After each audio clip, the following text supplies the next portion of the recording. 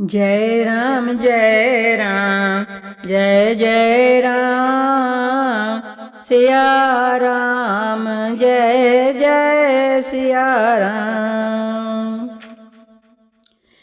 तब राजा ने वशिष्ठ जी को बुलाया और शिक्षा देने के लिए श्री रामचंद्र जी के महल में भेजा। गुरु का आगमन सुनते ही श्री रघुनाथ जी ने दरवाजे पर आकर उनके चरणों में मस्तक झुकाया, आदर पूर्वक अर्घ देकर उन्हें घर में लाए और षोडशोपचार से पूजा करके उनका सम्मान किया। फिर सीता जी सहित उनके चरण स्पर्श किए और कमल के समान दोनों हाथों को जोड़कर श्री राम जी बोले, यद्यपि सेवक के घर स्वामी का पधारना मंगलों का मूल और अमंगलों का नाश करने वाला होता है, तथापि हे नाथ, उचित तो यही था कि प्रेम पूर्वक दास को ही कार्य के लिए बुलावा भेजते। ऐसी ही नीति है। परंतु प्रभु, आपने प्रभुता छोड़कर स्वयं यहाँ पधार कर जो प्यार किया, इससे आज ये घर पवित्र हो गया है। हे गोसाई, अब जो आज्ञा हो वे ही मैं करूं। स्वामी की सेवा में ही सेवक का लाभ है। प्रेम में सने हुए वचनों को सुनकर मुनि वशिष्ठ जी ने श्री रघुनाथ जी की प्रशंसा करते हुए कहा, हे राम, भला आप ऐसा क्यों न कहें। आप सूर्यवंश के भूषण जो हैं।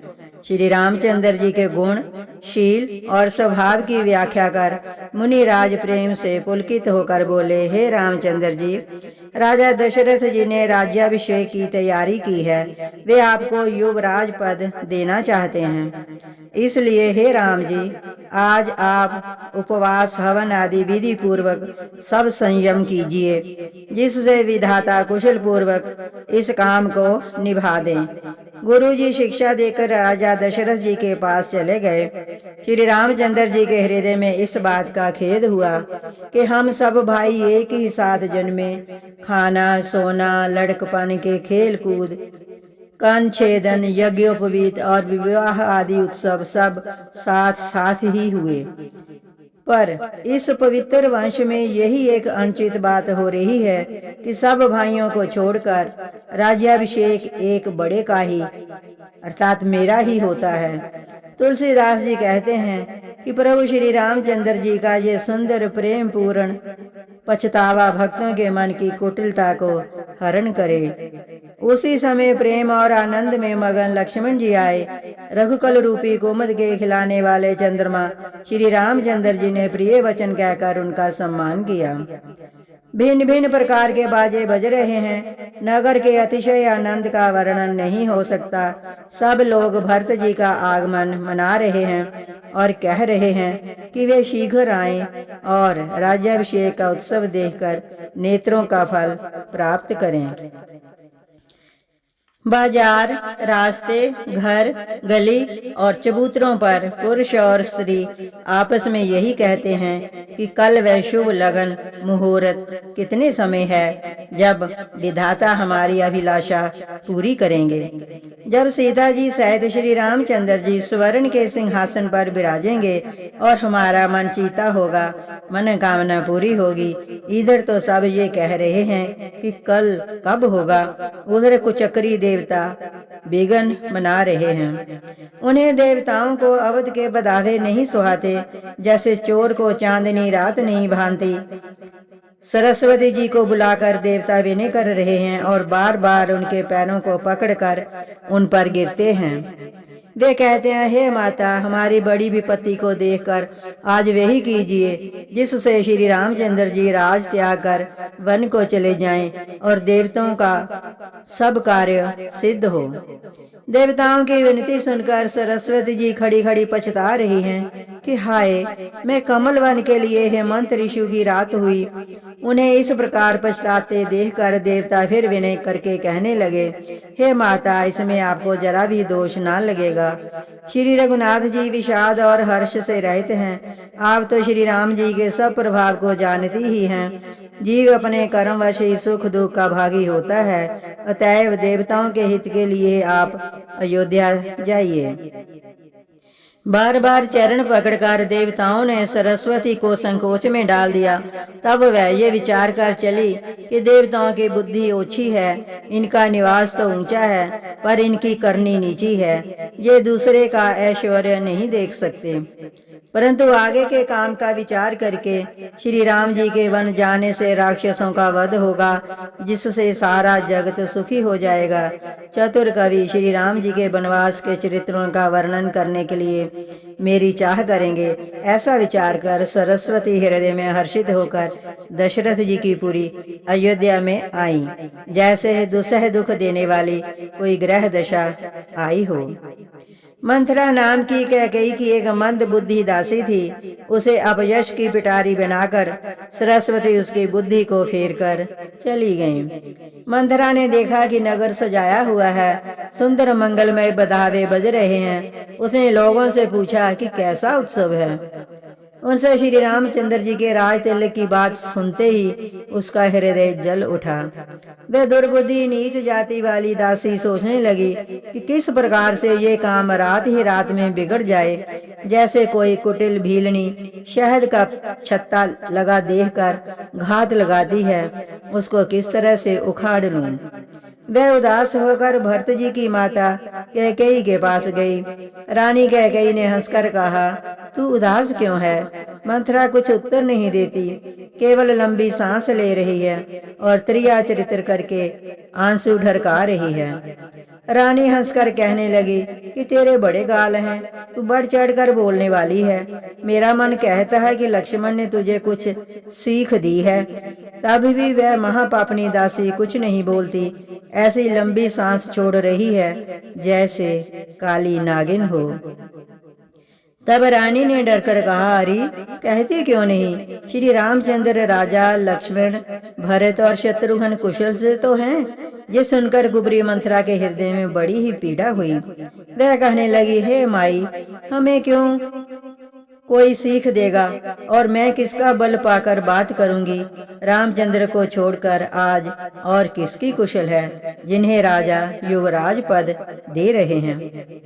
आज कौशल्या को विधाता बहुत ही दाहिने अनुकूल हुए हैं। ये देखकर उनके हृदय में गर्व समाता नहीं। तुम स्वयं जाकर सब शोभा क्यों नहीं देख लेती, जिसे देखकर मेरे मन में क्षोभ हुआ है। तुम्हारा पुत्र परदेश में है, तुम्हें कुछ सोच नहीं। जानती हो स्वामी हमारे वश में हैं। तुम्हें तो पोशाक, पलंग पर पड़े पड़े नींद लेना ही बहुत प्यारा लगता है। राजा की कपट भरी चतुराई तुम नहीं देखती। मंथरा के प्रिय वचन सुनकर किंतु उसको मन की मैली जानकर रानी झुककर डांट कर बोली, बस अब चुप रह घर फोड़ी कहेंगी। जो फिर कभी ऐसा कहा तो तेरी जीभ पकड़कर निकलवा दूंगी। कानों, लंगड़ों और कुबड़ों को कुटिल और कुचाली जानना चाहिए, उनमें भी स्त्री और खास कर दासी। इतना कहकर भरत की माता कैकेयी मुस्कुरा दी और फिर बोली, हे प्रिय वचन कहने वाली मंथरा, मैंने तुझको ये सीख दी है, शिक्षा के लिए इतनी बात कही है। मुझे तुझ पर स्वप्न में भी क्रोध नहीं है। सुंदर मंगलदायक शुभ दिन वही होगा जिस दिन तेरा कहना सत्य होगा, अर्थात श्री राम का राज्य तिलक होगा। बड़ा भाई स्वामी और छोटा भाई सेवक होता है। ये सूर्य वंश की सुहावनी रीति ही है। यदि सचमुच कल ही श्री राम का तिलक है तो हे सखी, तेरे मन को अच्छी लगे वही वस्तु मांग ले, मैं दूंगी। राम को सहज स्वभाव से सब माताएं कौशल्या के समान ही प्यारी हैं। मुझसे तो वे विशेष प्रेम करते हैं। मैंने उनकी प्रीति की परीक्षा करके देख ली है। जो विधाता कृपा करके जन्म दें तो श्री रामचंद्र पुत्र और सीता बहू हों। श्री राम मुझे प्राणों से भी अधिक प्रिय है। उनके तिलक मुझे तुझे क्षोभ कैसा? तुझे भरत की सौगंध है, छल कपट छोड़कर सच सच कह, तू हर्ष के समय विषाद कर रही है, मुझे इसका कारण सुना। मंथरा ने कहा, सारी आशाएं तो एक ही बार कहने में पूरी हो गई, अब तो दूसरी जीव लगाकर ही कुछ कहूंगी। मेरा अभागा कपाल तो फोड़ने ही योग्य है। जो अच्छी बात कहने पर भी आपको दुख होता है। जो झूठी सच्ची बातें बनाकर कहते हैं हे माई, वे ही तुम्हें प्रिय हैं और मैं कड़वी लगती हूँ। अब मैं भी ठकुर सुहाती कहा करूँगी, नहीं तो दिन रात चुप रहूँगी। विधाता ने क्रूप बनाकर मुझे परवश कर दिया, दूसरे का क्या दोष।